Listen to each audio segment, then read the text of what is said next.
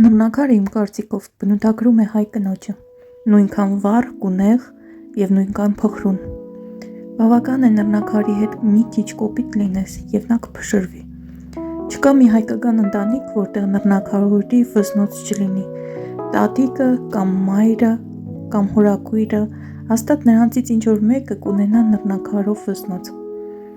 Նռնակար և պղինձ, սա իդեալական համադրություն է, երկուսի կարմիր գույնն էլ իրար հետ շատ հաջող ձայնակցում են, և ահա ինչ եմ ստացել պղնձի ֆորնիտուրայի համադրությամբ։ Նռնակարի յուրաքանչյուր հատիկը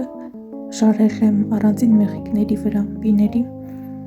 զգուշությամբ վերին աշճանի, որպեսզի հանկարծ ոչ մի հատիկ չփշրվի։ Եվ իհարկե չեմ մոռացել նաև ուղերի մասին։ Ահա այսպիսի կոմպլեկտ է ստացվել։